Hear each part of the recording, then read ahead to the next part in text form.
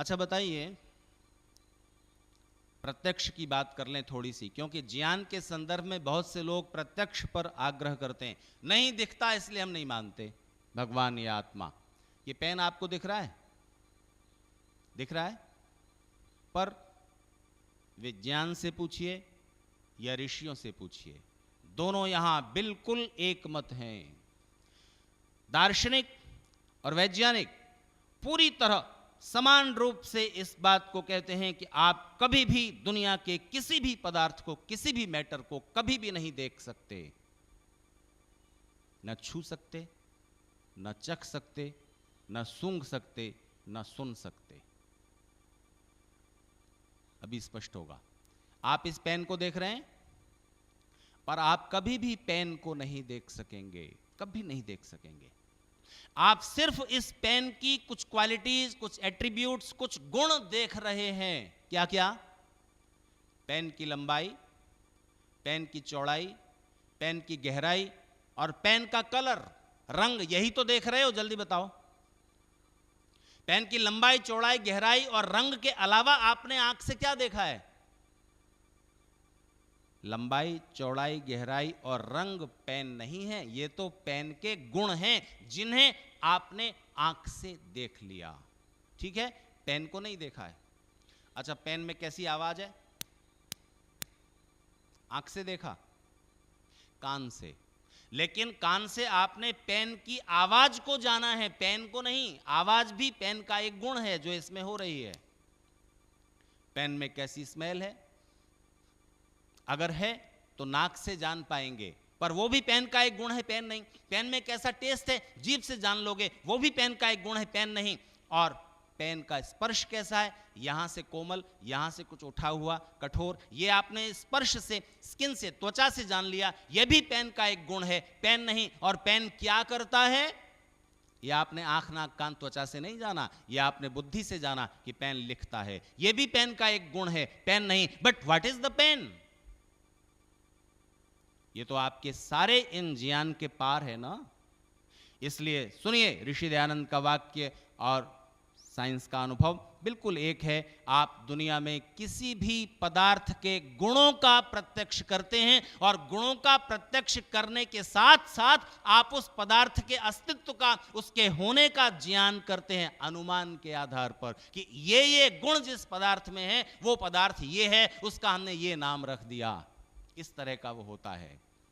जिसमें रूप रंग नहीं होता, आप उसको स्पर्श से जानते हैं या दूसरी चीज़ों से जानते हैं, लेकिन बहुत सी चीज़ें ऐसी हैं जो आपकी इन सारी व्यवस्थाओं के पार होती हैं। उनको आपको अपने अनुभव से जानना होता है। आपकी पत्नी आपको कितना प्यार करती हैं, आपके पति आपको कितना प्यार करते हैं, आपके माता पिता आपको कितना प्यार करते हैं, ये आपने सूंघ कर पता लगाया, चख कर पता लगाया, कान से सुनकर पता लगाया। कोई 1000 बार कह रहा हो आई लव यू, ये प्रेम का प्रमाण नहीं है। आप स्किन से छूकर प्रेम को पहचान सकते हैं, जीभ से चखकर पहचान सकते हैं। कैसे पहचानते हैं आप प्रेम को? ये मानस प्रत्यक्ष है। आपके मन में एहसास उमड़ता है कि आप उसे प्रेम करते हैं या वो आपको प्रेम करता है। ठीक इसी तरह से जब आप बुद्धि से और मन से भी पार उतरते हैं तो एक आत्मज प्रत्यक्ष है जो आत्मा के धरातल पर होता है और आप उससे जान पाते हैं। आत्मा का प्रत्यक्ष आत्मा से ही होगा, वहां आंख, कान, नाक वगैरह काम नहीं आएंगे। आत्मा और परमात्मा दोनों ज्ञान ग्रहण करने की, ज्ञान रखने वाला, ज्ञान का सामर्थ्य रखने वाली सत्ताएं हैं। अंतर सिर्फ अल्पज्ञ और सर्वज्ञ होने का है, लेकिन दोनों का प्रत्यक्ष आपको उसी एक साधना पद्धति से होगा। जैसे किसी सूक्ष्म बैक्टीरिया को देखने के लिए आप एक विशेष वैज्ञानिक उपकरण माइक्रोस्कोप का इस्तेमाल करते हैं, उससे आप आंख की क्षमता बढ़ाते हैं या बैक्टीरिया का साइज उससे बड़ा होकर दिखने लगता है, आप उसे देख पाते हैं। ठीक इसी तरह से जैसे बहुत सूक्ष्म चीज़ों को देखने के लिए वैज्ञानिक साधन की जरूरत होती है जो अत्यंत सूक्ष्म है, जिनका कोई साइज नहीं है, जिसमें शब्द, स्पर्श, रूप, रस, गंध है ही नहीं, उनको जानने के लिए आपको एक विशिष्ट साधना की जरूरत होगी। प्रत्यक्ष जरूर होगा और वो भी गुणात्मक ढंग से होगा। तो अगर आप ईश्वर का प्रत्यक्ष करना चाहें तो मैं आपसे दो बातें कहता हूं। एक बात तो ये कि परमेश्वर के गुणों का प्रत्यक्ष होता है, और अगर आप ईश्वर का प्रत्यक्ष करना चाहें इन आंखों से तो वो भी हो सकता है, और अभी करना चाहें तो अभी हो सकता है। बताइए, तैयार हैं? प्रत्यक्ष कराऊं? फीस लगेगी, देंगे? दोनों हाथ उठाइए, दोनों हाथ उठा दीजिए। कुछ लोग फीस देने को तैयार नहीं है। फीस नहीं देना चाहते, चलो मुफ्त में जान लो। ईश्वर का प्रत्यक्ष इन आंखों से, हाँ, गुणों का ही तो होता है ना। पेन भी तो आपने गुणों के द्वारा ही तो जाना है ना, बस बाहर के गुण देखे। तो ऋषि दयानंद कहते हैं कि ईश्वर का प्रत्यक्ष नहीं होता इसलिए तुम संदेह करते हो। इतना बड़ा संसार तुम्हें नहीं दिख रहा? इतना बड़ा संसार पूरी व्यवस्था से, पूरे न्याय से, पूरे अनुक्रम से, पूरे ऑर्गेनाइजेशन से चल रहा है, ये तुम्हें नहीं दिखाई दे रहा? तो बुद्धि से देख लो। ये पृथ्वी 1000 मील पर आवर की स्पीड से चल रही है, घूम रही है अपने अक्ष पर, और 23 डिग्री के कोण से थोड़ा झुकी हुई। अगर उसे सीधा कर दिया जाए, पृथ्वी पर जीवन नहीं रह सकता। अगर इस पृथ्वी की स्पीड 1000 माइल से घटाकर 100 माइल पर आवर कर दी जाए तो या तो गर्मी का मौसम इतना लंबा हो जाएगा कि हम जलकर भस्म हो जाएंगे, या सर्दी का मौसम इतना लंबा हो जाएगा कि हम गलकर खत्म हो जाएंगे।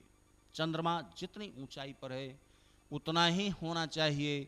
कुछ मीटर नीचे आ जाए तो समुद्र के पानी में दिन में 3 बार हम सब डूब कर मरेंगे, दूसरी और तीसरी बार की जरूरत नहीं पड़ेगी। एक एटम से लेकर के इस पूरे कॉस्मोस तक, पूरे ब्रह्मांड तक जो नियम छाया हुआ है, उस नियम के पार आप किसी भी चीज को नहीं देख सकते। एक एटम के अंदर इलेक्ट्रॉन, प्रोटॉन, न्यूट्रॉन और टॉप क्वार्क तक जिस तरह मूवमेंट कर रहे हैं नाभिक के इर्द गिर्द, ठीक वैसा ही मूवमेंट दूसरे एटम के अंदर भी है, ठीक वैसा ही तीसरे एटम के अंदर भी है, वैसा ही असंख्य एटम्स के अंदर एक ही प्रकार से जो मूवमेंट है। क्या इलेक्ट्रॉन्स, प्रोटॉन्स, न्यूट्रॉन्स ने मिलकर फैसला किया है कि हम इस तरह घूमेंगे नाभिक के इर्द गिर्द, या यूं, या थक गए अब ऐसे नहीं घूमते, ऐसे घूमेंगे?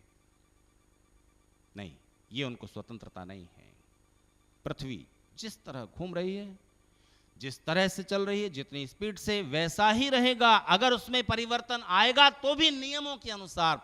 लाखों साल में सेकंड का अंतर आता है पृथ्वी की गति में। 24 घंटे में जो परिक्रमा पूरी करती है उसमें से सेकंड का अंतर आता है लाखों साल में, पर अचानक नहीं आता, प्रतिक्षण आ रहा है। समय कितना सूक्ष्म है।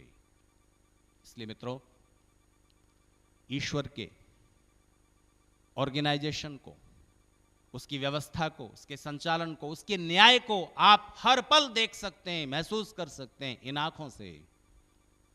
अगर खिलते हुए फूल देख करके, हरे भरे वृक्षों को देख करके, समय पर उगते हुए सूर्य और चंद्रमा को देख करके अगर आपको ईश्वर में विश्वास नहीं होता, या ईश्वर के कुछ गुणों का प्रत्यक्ष आप नहीं कर पाते, तो इसका कारण सिर्फ एक है कि आप दुनिया की दूसरी चीजों के प्रत्यक्ष से होने वाले रस में ज्यादा डूबे हुए हैं। छोड़ो, थोड़ी देर के लिए ईश्वर को नहीं दिखता होगा ईश्वर, आपको अपने जैसे दूसरे ज्ञान रखने वाले और सुख दुख का अनुभव करने वाले दूसरे प्राणी नहीं दिखते?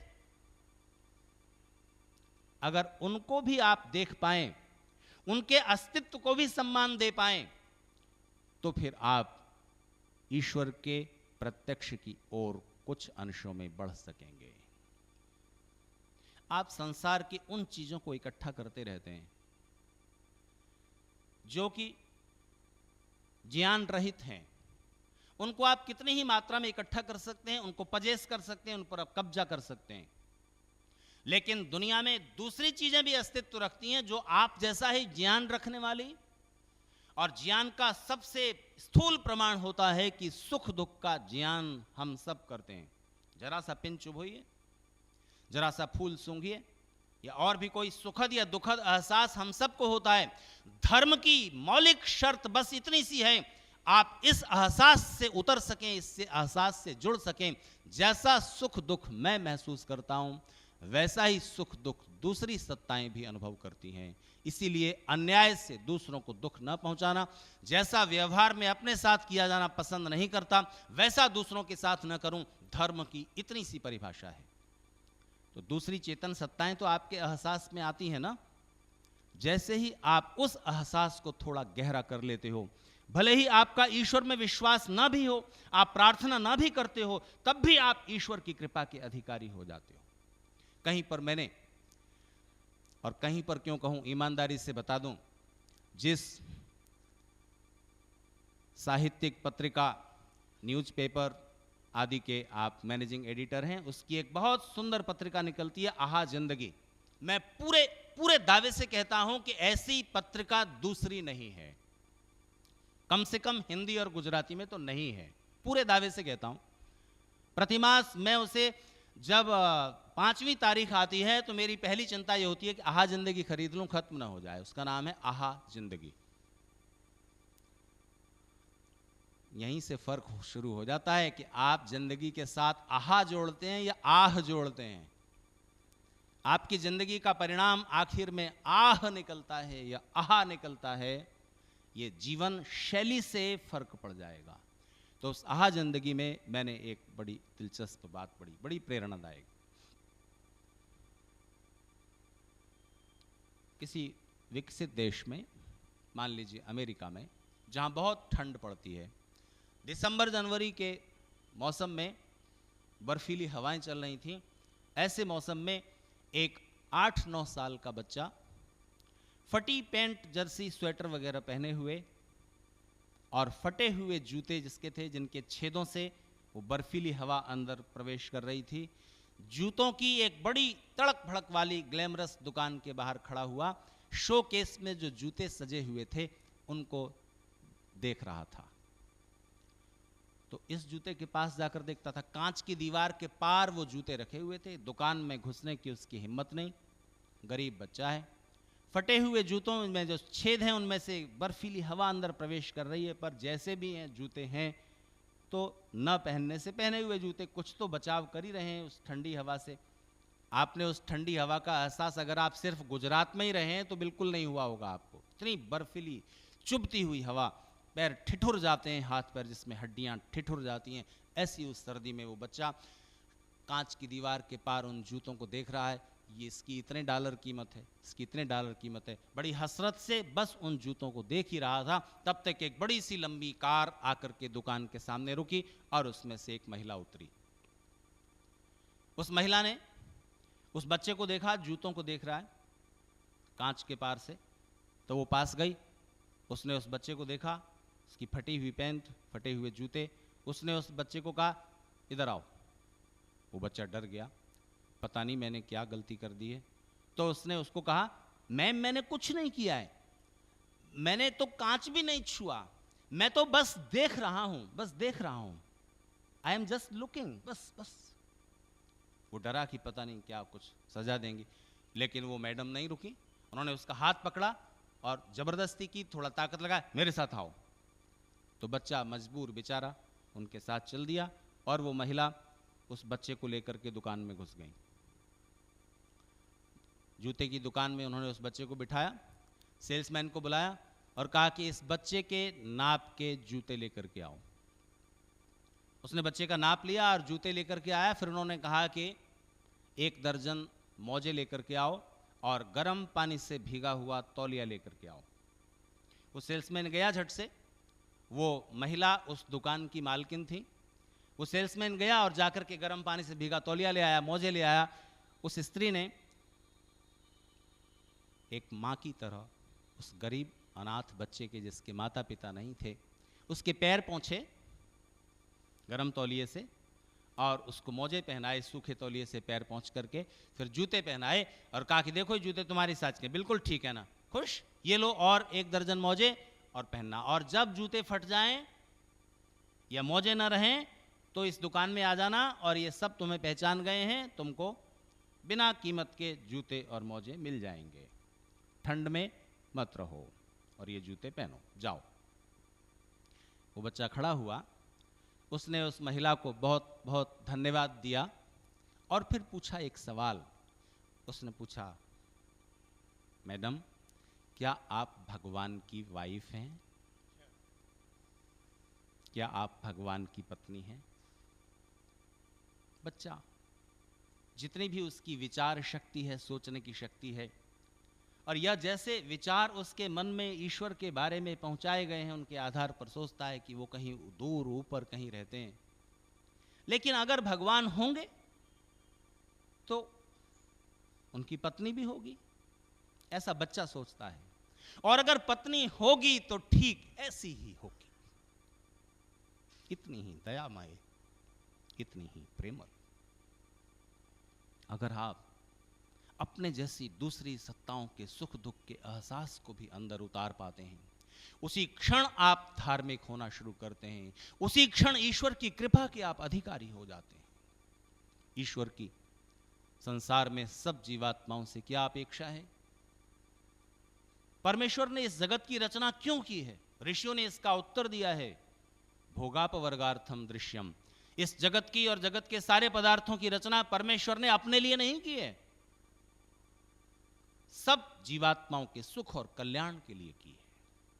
अच्छा बताइए, क्या परमेश्वर इस फूल की खुशबू ले रहे हैं?